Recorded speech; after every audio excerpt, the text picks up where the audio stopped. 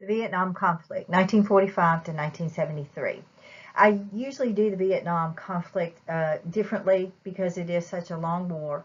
It's spread out through many chapters in the book because our involvement does actually begin right after World War II. Actually, it begins during World War II, but fully on right after World War II in 1945. So I have combined all of the Vietnam information into one PowerPoint.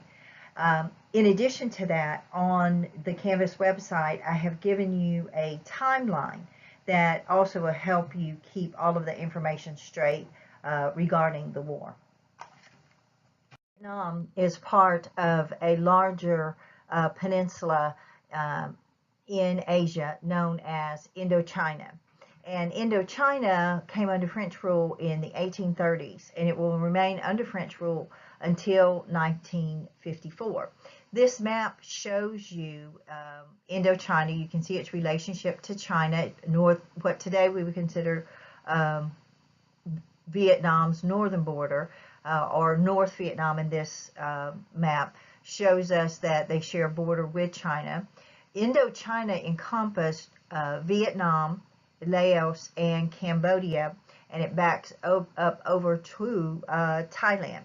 The French had controlled this area, as I said, from the 1830s, and because of that, the United States really did not have a great deal of interaction with Vietnam prior to World War II. We actually had a one-man consulate in Vietnam until right after World War II. During World War II, Indochina is invaded by the Japanese, and the United States began working with a group of nationalists in Indochina known as the Viet Minh. And Ho Chi Minh was actually the leader of this group. Even though Ho Chi Minh was a communist, remember we were also allies with the Russians who were communists, we had a common enemy who were the Japanese, and so we had no qualms about working with Ho Chi Minh during the war. After World War II is over, the Vietnamese people wanted their independence. They did not want to be under French rule, and they wanted an independent country of Vietnam. And so in the summer of 1945, Ho Chi Minh and his nationalist group, the Viet Minh, will declare their independence from France. And this begins what we term as the First Indochina War, that begins just really a few months after World War II is over. The First Indochina War will last from 1945 to 1954.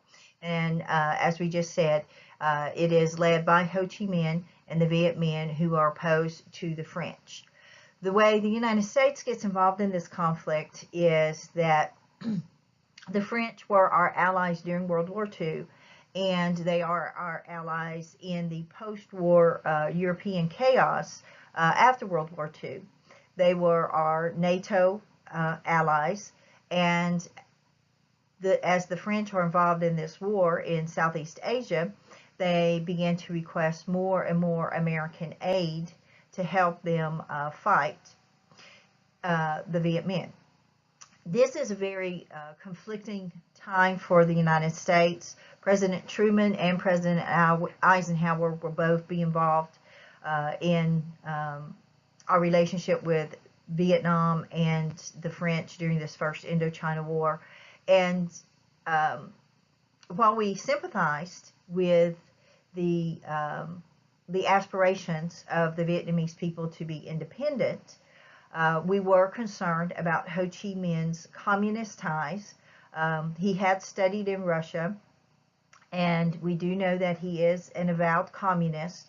And of course, this is the time when the Cold War is starting, and so we're very concerned about that relationship. We also are very concerned that the French really kind of hold us hostage. They say that if the United States does not assist them in Indochina, then they cannot assist with NATO because their resources would be stretched too thin. And so we're really pulled in a couple of different directions. And for that reason, we really do begin allying ourselves more and more with the French.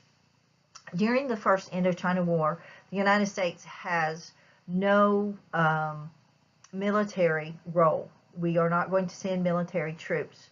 We do, however, give the French huge amounts of aid, lots of monetary aid. We also give them military aid.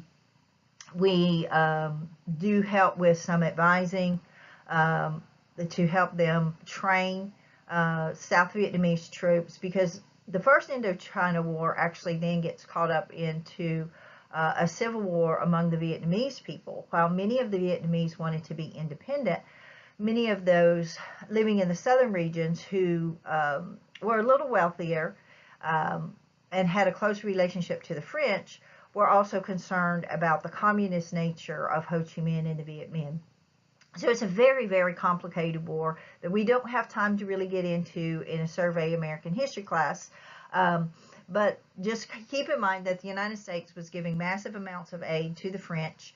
Actually, by the time the war ends for the French in 1954, we were probably supporting about 75% of the cost of the war for the French. The French will suffer many losses in Vietnam because it is a guerrilla war, and it is a difficult terrain for them to fight in. The culminating battle in the First Indochina War between the French and the Viet Minh is in what today we term as North Vietnam, in a region called Dien Bien Phu. The French had amassed huge resources there because they felt that this was the best location for them to stage a major operation against Ho Chi Minh and the Viet Minh, because Ho Chi Minh was stationed more in the north. He had more support in the north. Dien Bien Phu was really kind of in a bowl. It sits very low, and all around it were hills. And we felt, the French felt, that this would be protecting them from Viet Minh attacks, who the Viet Minh used a lot of sabotage and guerrilla tactics. One of the pictures here on the slide shows you, though, the Viet Minh are very resourceful. They don't have a lot of heavy trucks or equipment to move artillery pieces up into the mountains, so they adapted their bicycles to do that. And you can see in this top picture, you can see that they use massive amounts of bicycles. There's a whole long train there, and they would disassemble these artillery pieces and take them up piece by piece on these bicycles. And they took all the food that they needed and the ammunition and just everything that they needed. And actually, they ended up surrounding the French, and the Viet Minh got the upper hand. And it was basically like shooting fish in a barrel. They pretty much wiped out the French regiment at Dien Bien Phu. This really brought an end to the war for the French. The French people were very tired of the war. Remember, they had been at war with the Germans since 1940. They moved right in after World War II into this conflict in Indochina. And so by 1954, they're exhausted from war. It's having a huge toll on their economy. And so they had been a lot of pressure on the French government to either win in Vietnam or get out. And the huge defeat of the French army at Dien Bien Phu forced the French to recognize that they had been defeated and that they needed to just get out of Vietnam. As it happened, of course, this is going to back up right to the Geneva Conference, where they are discussing a resolution to the Korean conflict. And so the Indochinese representatives, Ho Chi Minh and his group, and the French will also come to an agreement during that Geneva Conference regarding Vietnam. And it was decided that Vietnam would be divided along the 17th parallel. And above the 17th parallel, Ho Chi Minh and his Viet Minh would be in charge. And below, another group of Vietnamese nationalists who were anti-communist would be in charge in that area. And then the goal was that in 3 or 4 years that they were to hold an election to unite Vietnam. It is after the Geneva Agreement of 1954 that the United States really begins to increase our advising role in Vietnam, and this is during the Eisenhower administration. We begin to send more and more advisors into Vietnam. During the Eisenhower administration, we're going to send about 900 advisors to Vietnam. The role of these advisors is to train a South Vietnamese army so that they can fight the communists coming into the region. In addition to that, we will give them massive amounts of economic aid. We had seen that economic aid had been very helpful under the Marshall Plan in Europe to fight communism, so we will also be giving massive amounts of economic aid. The role here is, or the goal here is, to show the Vietnamese people that it would be better for them to be a non-communist nation than a communist nation. We will also create the Southeast Asia Treaty Organization, which is similar to NATO, which is a mutual defense agreement for South Vietnam and Laos and Thailand, so that they can combat communist aggression. However, even with the massive amounts of aid and advising that we're giving, it seemed like the communists continued to gain ground in South Vietnam. There was a great deal of support for Ho Chi Minh because he was the hero from World War II. He had helped defeat the Japanese in Vietnam.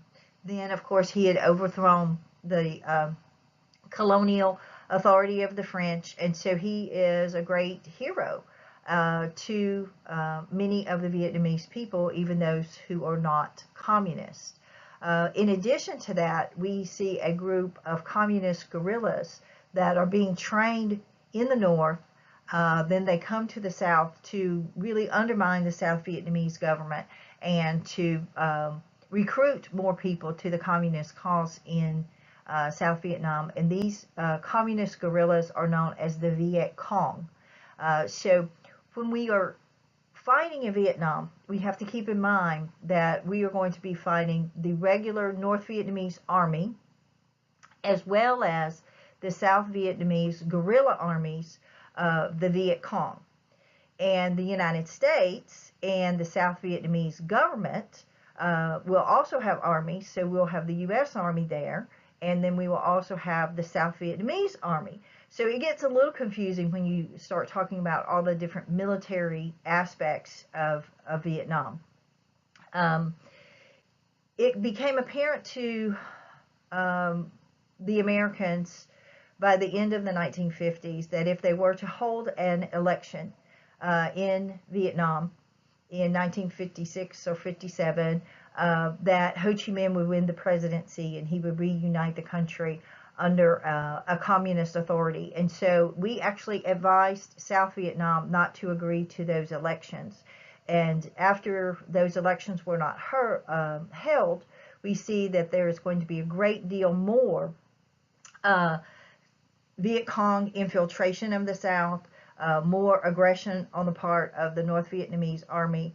And so that is going to precipitate that the United States is going to have to bring in more advisors, help with more training, send more military equipment into South Vietnam to help them fight communism. Because by the time we get to 1958, 1959, 1960, Vietnam really is becoming the hot war in the Cold War.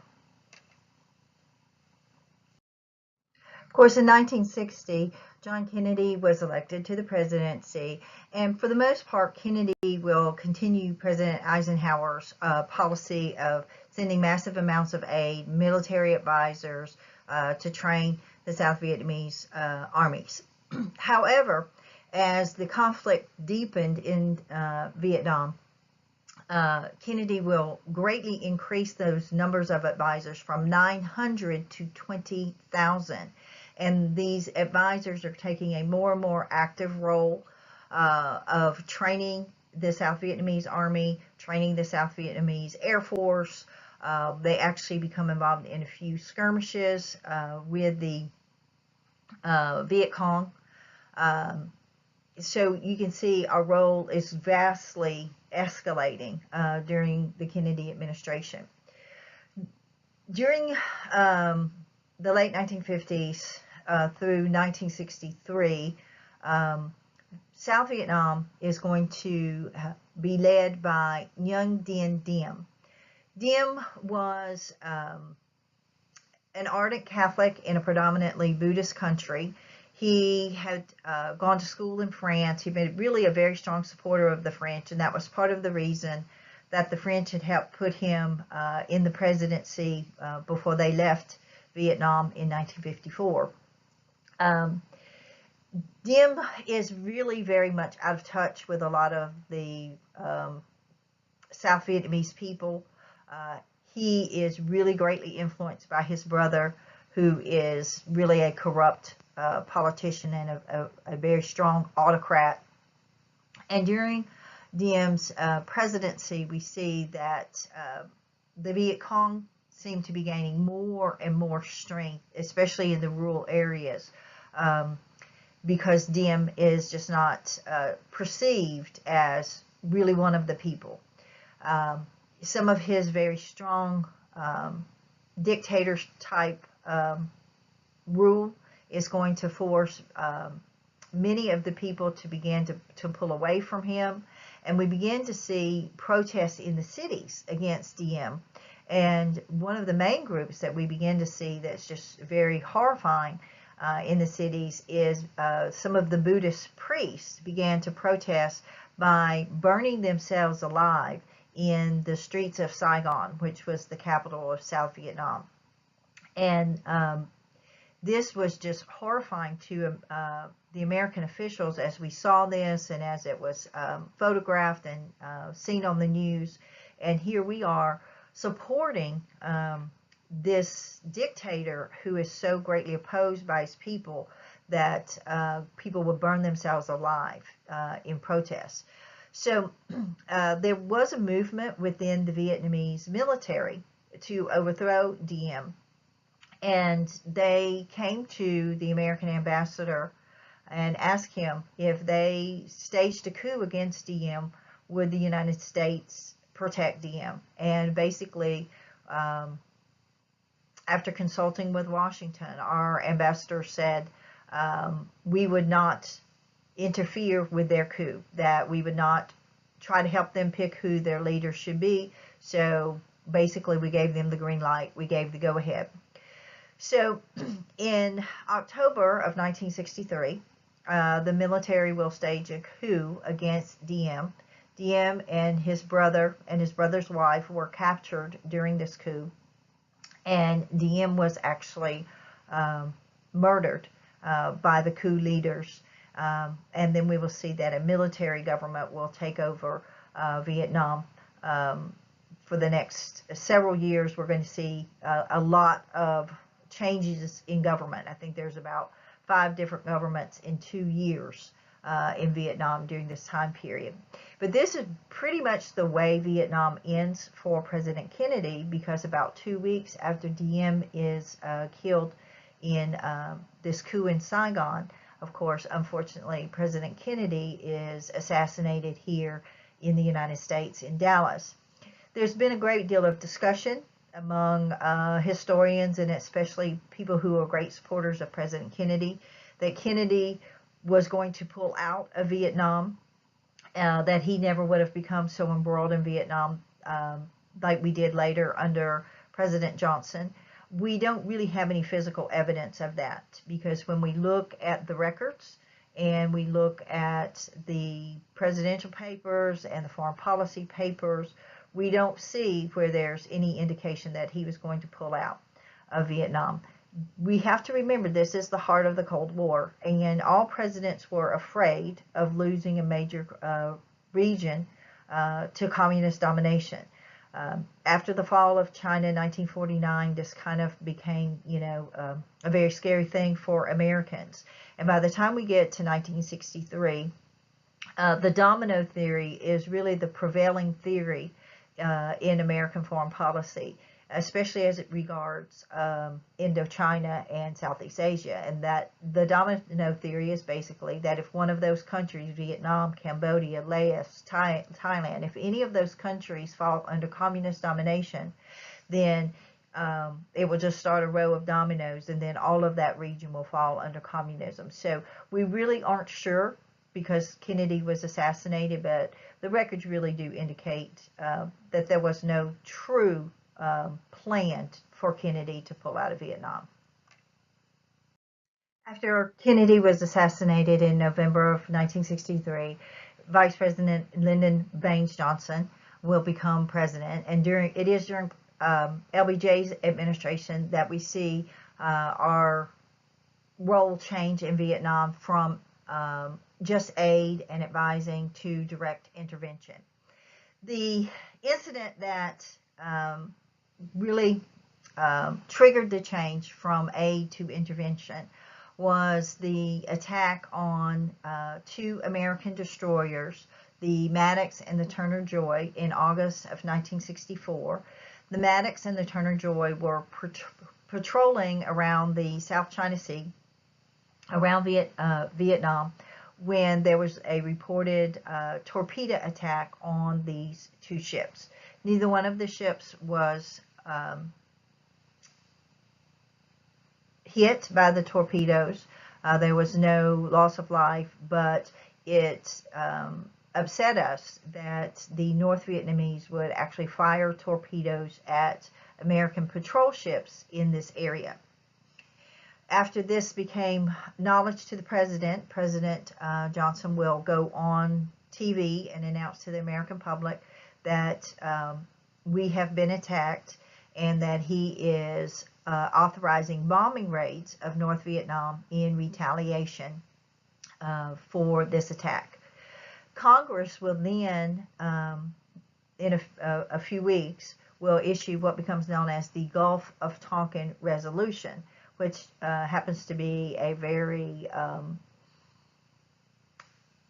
now very controversial document, because the Gulf of Tonkin Resolution gave President Johnson a blank check to do whatever he needed to do in Vietnam to protect American interests and American soldiers who were in the advising roles at this time in Vietnam. It said that he could take any and all measures to protect Americans and American interests in South Vietnam without going back to Congress. The Gulf of Tonkin Resolution really gave the president power to wage war without a declaration of war. So what we basically have in Vietnam, and the reason I usually use the term Vietnam conflict, is because Vietnam was never a declared war. It was never a war resolution, never went through Congress that actually declared a war on North Vietnam. So it is technically a conflict. Having said that, of course, you're still going to have the massive loss of life and destruction of property like you do with any war. So it's really, I guess, a matter of just semantics. What we see after the Gulf of Tonkin Resolution is that we will step up these bombing raids in North Vietnam. The idea was that if we could keep boots off the ground, if we could use our technological advances of our massive air power, that maybe we could bomb the North Vietnamese into submission, bomb the North Vietnamese into recognizing that South Vietnam had a right to have its own government. The conflict in Vietnam is interesting because the North Vietnamese wanted to unite Vietnam under one government. South Vietnam never wanted to control North Vietnam. South Vietnam just wanted to exist as a separate country under a democratic government. They did not want to be communist. So we are hoping that these bombing raids will convince the North Vietnamese to basically stay out of South Vietnam, to take a divided Vietnam. Eventually, those bombing raids became known as Operation Rolling Thunder, and Operation Rolling Thunder will last from 1965 to 1968, where we will just have these massive B-52 bombers that are just going to be almost continuously bombing major regions of North Vietnam, hopefully trying to bomb them into submission. It is not as effective as we had hoped. Basically, what happens is the North Vietnamese tunnel underground. They have these massive tunnel organizations where they are actually have military headquarters, government headquarters, printing presses, everything. They just move it underground to get away from the bombing. And so we will see that the bombing is not as effective as we had hoped. It causes a great deal of destruction, but it does not bomb the North Vietnamese into submission. The role really changes for the American soldier in 1965. Here on your screen, you'll see that as late as 1964, President Johnson was still sending advisors to Vietnam through that winter and spring of 1964. He had also increased the number of advisors somewhat from 20,000 to 23,000. But with the failure of the bombing raids in the fall of 1964 and the spring of 1965, President Johnson will ask Congress, well, he doesn't really ask Congress, but he asked the military advisors if they need boots on the ground, and the military advisors say yes, they do. And so in March of 1965, we will send the first ground troops to Vietnam. And after the first ground troops will land at Da Nang in March of 1965, and we will see a huge increase by the end of that year. By December of 1965, we have 181,000 soldiers and Marines in Vietnam on the ground. We continue. Now they are in combat roles. They're not just advising, but they are fighting alongside the South Vietnamese Army. They're fighting independently of the South Vietnamese Army, going out on their own patrols. By 1966, we had increased that number to 265,000 combat troops in Vietnam. And by 1967, we have 500,000 combat troops in Vietnam.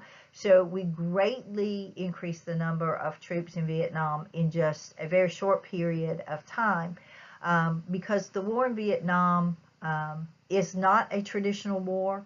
It is going to be a very difficult one for the U.S. to fight. It is what we term a guerrilla war, where it is hard to identify the enemy, because some of the South Vietnamese were actually Viet Cong, but they masqueraded as being supporters of the South Vietnamese government. There are Viet Cong that have infiltrated the South Vietnamese army. And so the war is going very slowly as far as we're concerned. So our response to that is to send more troops and to send more troops until we get 500,000 troops in Vietnam by 1967. As we were saying earlier, as part of the Operation Rolling Thunder, part of America's strategy in Vietnam is this massive air war. After Operation Rolling Thunder ended in 1968, the air war is not going to end. We will just slow some of the bombing down. When we look at the conflict in Vietnam, we actually will drop more bombs on Vietnam from 1965 until the end of the conflict than we used in all of World War II. So we are rapidly bombing these areas. In addition to bombs, the Air Force will also drop spray what is known as Agent Orange, which was a defoliant, because Vietnam is this jungle region. It was easy for the enemy to hide in these jungles. And so they brought in these planes spraying massive amounts of this Agent Orange to defoliate the area, so that the Viet Cong and the North Vietnamese armies would not have places to hide. Of course, later we learned that Agent Orange had some very negative health effects, not only on the Vietnamese people, but on the American soldiers that came into contact with it. It caused cancer, and we're going to see some problems with the soldiers that came into contact with Agent Orange after the war was over. The air war in some ways was almost counterproductive because of the indiscriminate bombing. It led many Vietnamese people to be very anti-American because so many people were either killed or had their property damaged or destroyed completely from the air war. When we look at the war on the ground, it is what we term, as I said earlier, a guerrilla war. We're not going to see these massive organized engagements like we saw in World War II. Sometimes we are fighting the North Vietnamese army and they do have uniforms, but more often than not, we are fighting South Vietnamese guerrillas, those Viet Cong. Sometimes we don't know who is a Viet Cong and who is just a regular Vietnamese person. They don't wear uniforms. As I said earlier, they infiltrate the army, they infiltrate the government, but they're also hiding in the cities in plain sight. The Viet Cong will use a lot of what today we call guerrilla tactics or terrorist tactics. They bomb civilian places like churches, hotels, shops. They sneak up on soldiers who are maybe, out just having a good time in Saigon on leave, and they kill them. It's a very horrific war, and the problem with guerrilla warfare is because you never know exactly who your enemy is. The soldiers become very wary and cautious of all Vietnamese people, and basically some soldiers looked at all Vietnamese as the enemy instead of looking at them as their allies. This is a problem, of course, that we also had when we went to Afghanistan and Iraq in our more recent wars on terrorism, because we can't tell who the enemy is. One of the things that we did try to do in Vietnam is we did try to adjust our tactics from those original tactics that we had from World War II. And the basic mission during this time is called a search and destroy mission. The idea of the search and destroy missions was to go out into the jungles where the Viet Cong hid out, go out into those villages and find the Viet Cong, search for them, and destroy them. The Viet Cong used horrific tactics against South Vietnamese people that did not want to join their cause.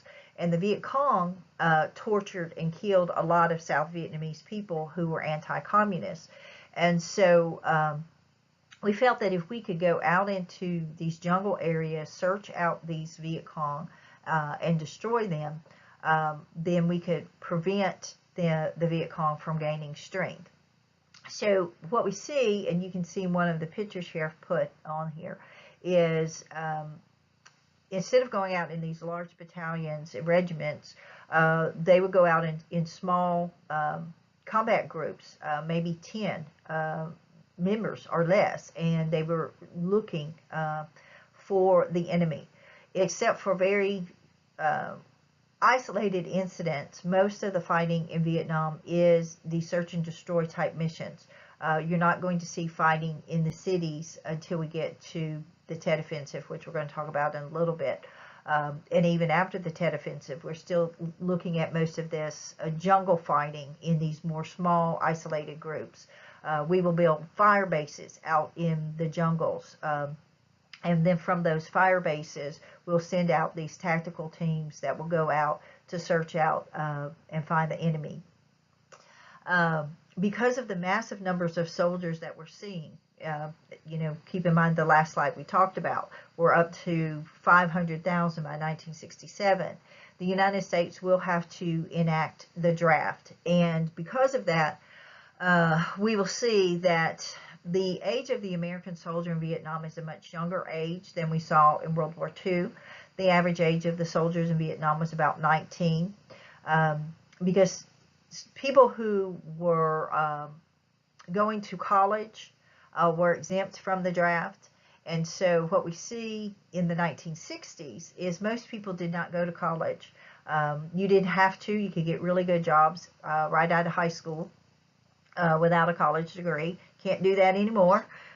But so a lot of people from lower middle class and lower classes were drafted into the military, non-college students, and they're about 19, 20 years old usually when they get drafted. So we have a much younger age of soldier that is actually fighting on the ground in Vietnam than we saw in World War II. I think in World War II, your average age of your soldier was about 25 or 26. So a much difference in that. And we really do rely on draftees during Vietnam. And that is part of the reason that we begin to see some of the protests against the war, because it's perceived that the poorer classes are fighting this conflict in America, which in many ways they were. We will also see that the soldiers that are drafted and go to Vietnam go for a 1-year tour of Vietnam. That causes, the idea was that if they only go for 1 year, it doesn't take so much away from their life and then they can come home. It does actually cause some problems, because in just a year's time you're getting used to the style of fighting, you're getting used to being in Vietnam, and then it's time to go home. And so you're always like having new troops that come in during the conflict. So this inconsistency in your group causes some issues. In February of 1968, we're going to have one of the most well-known and the most prolific battles of Vietnam, and it's known as the Tet Offensive. In February 1968, the North Vietnamese decided to launch this massive offensive against most of the major cities in South Vietnam, all of the county seats, Saigon, the capital, and they chose Tet, which was the Lunar New Year, which is a really big holiday in Vietnam, because they figured that the South Vietnamese army and the Americans would not be expecting the attack. And so they launched this massive offensive across all of these major cities in February of 1968. And initially, Tet was very successful for the North Vietnamese. Several of the provincial capitals came under control of the North Vietnamese for at least short periods of time. We also see that some Viet Cong guerrillas were actually able to attack and gain some entrance into the U.S. Embassy in Saigon during the Tet Offensive. Very quickly, the United States and the South Vietnamese armies were able to turn back all of the North Vietnamese and Viet Cong armies and regain any territories that had been lost during the conflict. But the fighting lasts for several weeks in the Tet Offensive. The Tet Offensive has a huge effect on the psyche of the war, because up until February of '68, President Johnson had been saying that, it looks bad, but there's light at the end of the tunnel. We are doing better than you think we're doing. We can see an end to this conflict. But after Tet, we are able to see that the North Vietnamese had the ability to launch this massive offensive. Then maybe, hey, the war's not almost over, that it can continue for years. And the Tet Offensive really became the turning point for us actually getting out of the war. General Westmoreland, who was the U.S. commander of Vietnam in 1968, was very critical of what happened in the American press after the Tet Offensive. The Tet Offensive was really projected to the American public that it was a defeat by the Americans, but it was not a defeat, because we have been able to regain any lands that had been lost during that offensive. It was actually a victory, and it was actually a great victory. And when we were able to recoup any losses that we had in that area, Westmoreland had actually asked for more troops. He said, look, we have them on the run now. This was their last gasp for victory, and if you send me more troops, I can end this conflict. We can make them surrender. And it was decided, because there was such public outcry in America against the war by 1968, that we did not need to send any more troops.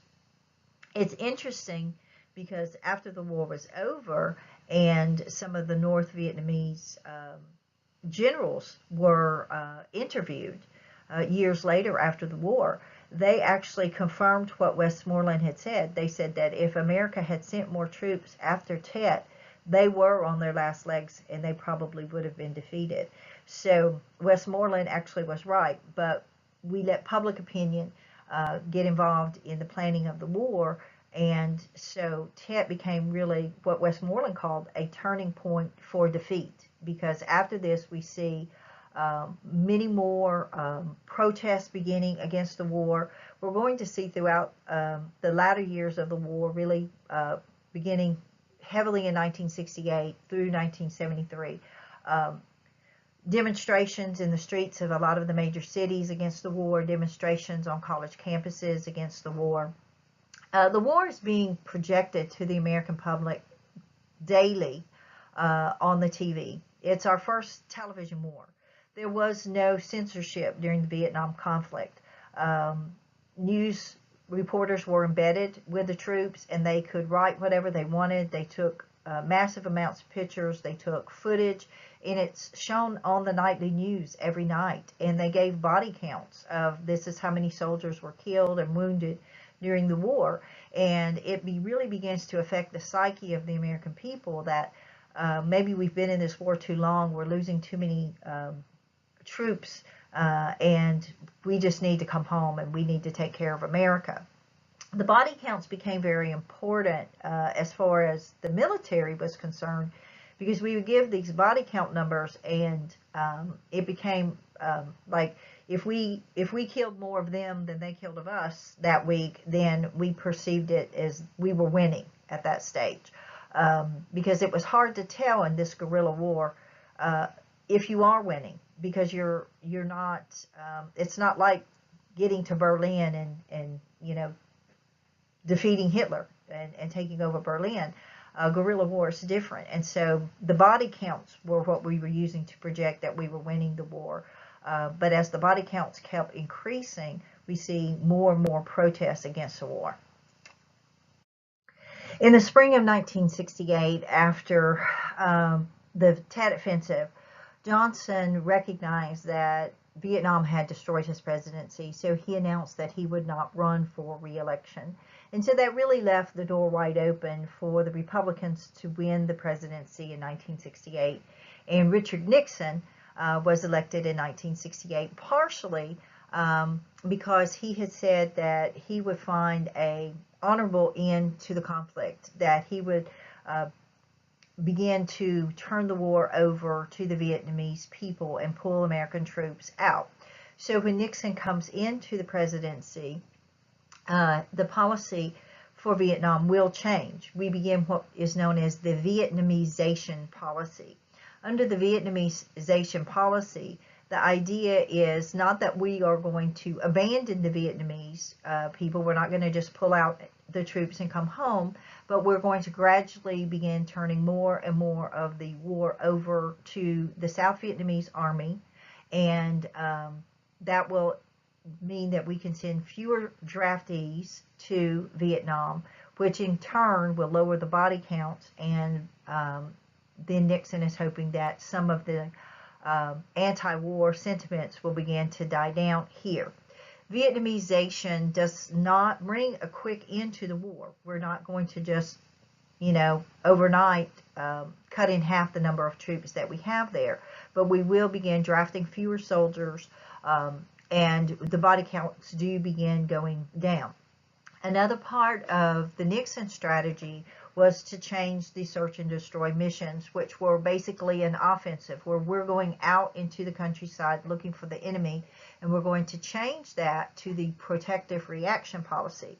Under the protective reaction policy, United States soldiers are told that they are not to go out and look for the enemy, that they can only fire on the enemy if they are attacked. So basically, we're switching to a defensive role rather than an offensive role.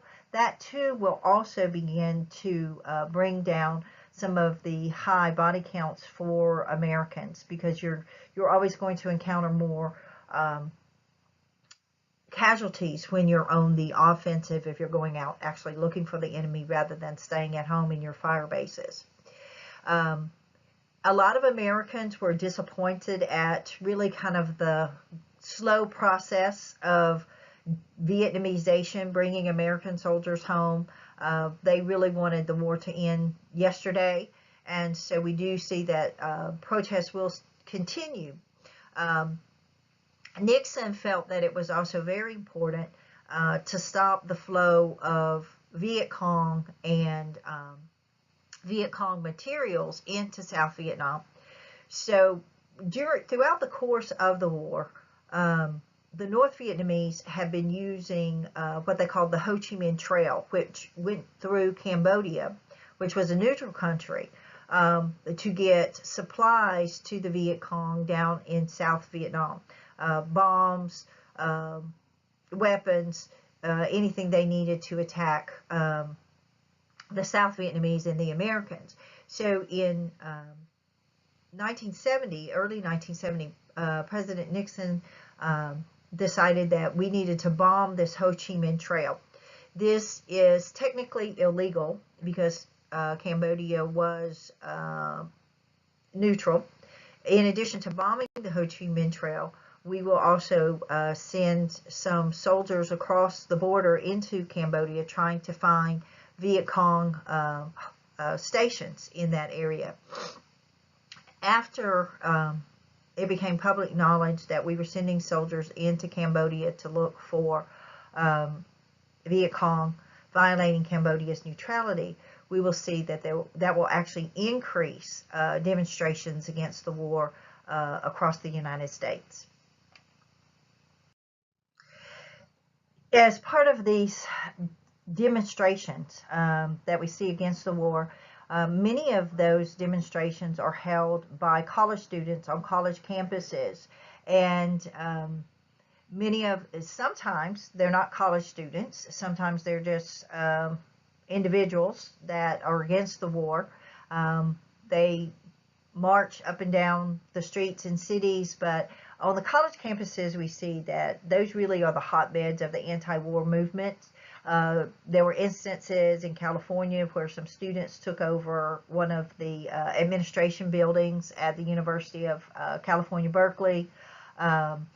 There are many instances where the students are going to protest in common areas at the colleges. And there will be acts of violence that occur at sometimes during these demonstrations. Probably the most notorious of these violent outbreaks at a demonstration happened in Ohio, at Kent State University in Ohio. This comes about really in reaction to the invasion of Cambodia. A group of anti-war protesters gathered in one of the common areas protesting, and it became so threatening that the college president asked the governor of Ohio to send National Guard troops in because they were afraid that the students were going to begin rioting. And so the National Guard troops were brought in. The students were ordered to disperse. They refused to disperse. And then, of course, there's always, conflict about what exactly happened, but there was some of the students looked as if they were going to charge the Guard troops, and some of the National Guard troops, who also, remember, are very young individuals, probably about the same age as most of these college students, panicked and fired into the crowd. And there were actually 4 students that were killed when the Guard fired on the students at Kent State. And this, of course, is one of the famous pictures. The top picture there you see at Kent State, where one of the students was killed. This really was earth-shattering to a lot of Americans, that here American students were shot and killed on a college campus protesting the war.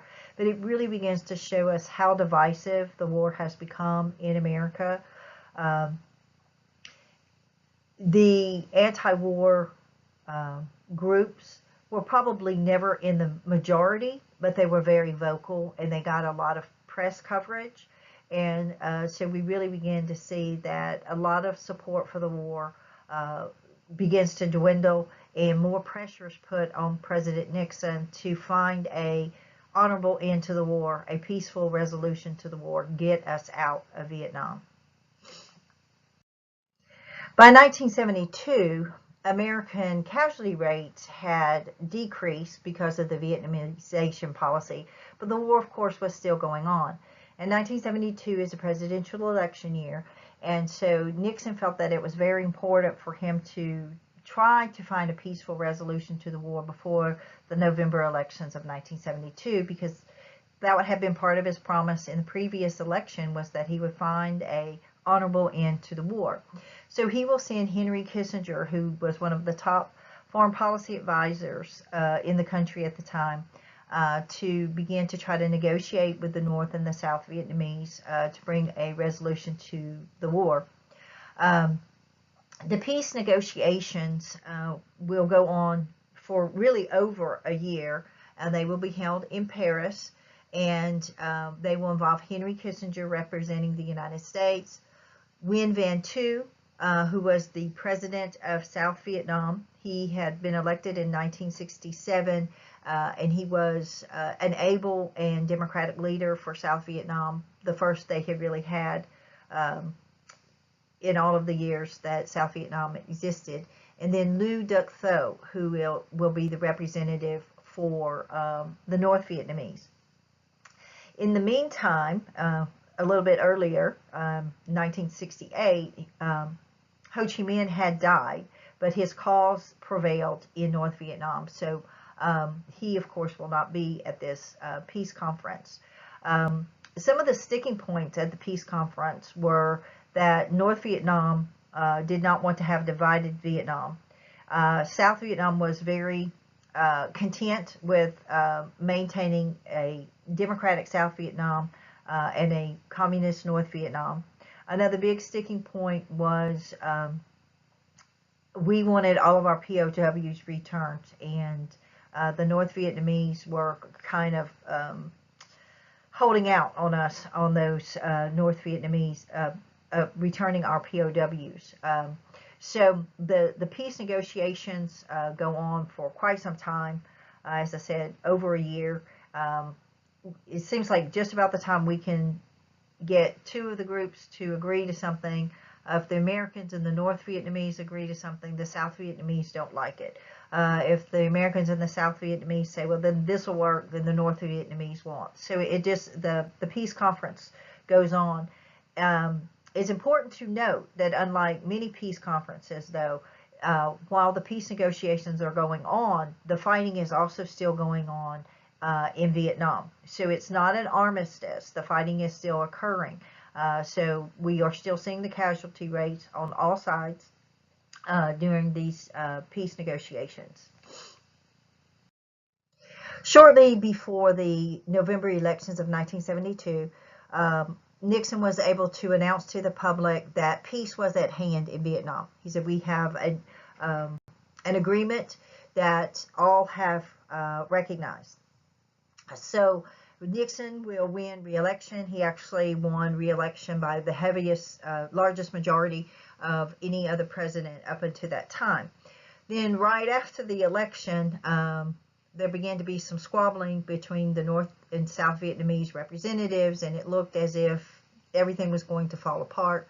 So Nixon had to send Kissinger back with a really get tough message, and we actually did what we called the Christmas bombing in December of 1972, bombing North Vietnam and saying, look, if you don't sign this agreement and ratify this agreement, then we're going to start this war all over again.